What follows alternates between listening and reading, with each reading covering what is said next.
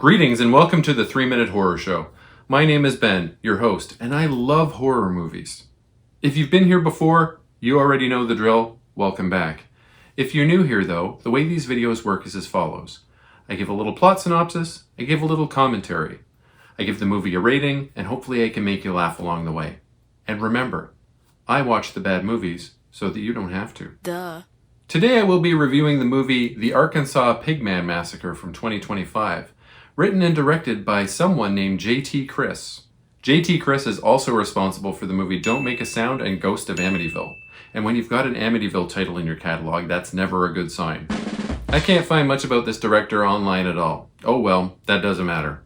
With a name like the Arkansas Pigman Massacre, you can already pretty much guess what you're going to get with this thing, right? Yep. Now I know you're itching to hear all about this movie, so let's get started. There's a legend of a creature, half man, half pig, that stalks the forests of Arkansas, killing anyone it encounters and eating them up.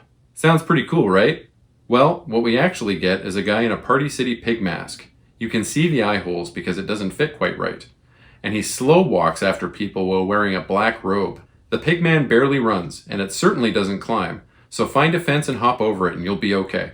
He also doesn't really seem to eat people per se. He more nuzzles them with the mask and makes gross mouth sounds. The CGI blood effects were bad and they felt unnecessary in some cases.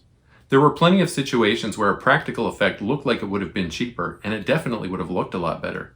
And you saw that mask. That mask is really, really bad. Two girls are going on a trip to some campground in the woods. Each one has to call one parent to get permission to do so. One girl calls her dad, Eric Roberts, who was obviously somewhere remote and was possibly filmed with someone's phone. After the 3-minute phone call, his workday was done. Get the bag, Eric. The other girl calls her mother. The mother's side of the call was filmed with an even worse camera, and I don't know who is ad-libbing, but the conversation didn't flow at all. After the phone calls, the girls are off on their journey, traveling with one girl's teenage brother, played by a 40-something-year-old dude who looks like Sebastian Bach from Skid Row, and he has a crazy accent for some reason. As of April 28, 2025, Golden Globe-winning actor Eric Roberts had over 865 acting credits on his IMDb. Again, get that bag, Eric Roberts. The girls are probably like 12, conversing in the car, and they appear to be improvising. Eventually, the trio encounter the pig man standing in the middle of the road. Before anyone can do anything, the pig grabs brother out of the vehicle and drags him off somewhere.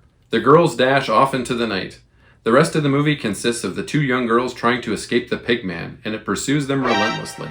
One of the two young ladies sustains an injury to her leg at some point, but they seem to forget about that as the movie progresses. Details. The two young ladies split up at one point, but then they come back together when it counts. It seems like the main girl, the one whose leg gets injured during the story, might be related to the director J.T. Chris somehow. She's in all of their movies. That would make this movie a family project, I suppose, but it still felt very low effort. I will tell you though, those two kids did a very good job considering what they were given to work with. Anyways, I can't recommend this. This movie is quite bad. I rate it 1 out of 10. As always, a link to my Letterboxd will appear in the video's description. Please leave a like, comment, and subscribe, as it really does boost my engagement and helps my channel grow. I just recently hit 100 subscribers, and I thank each and every one of you. Smell you later, nerds! You know you can call me anytime, right? I'm always just a phone call away.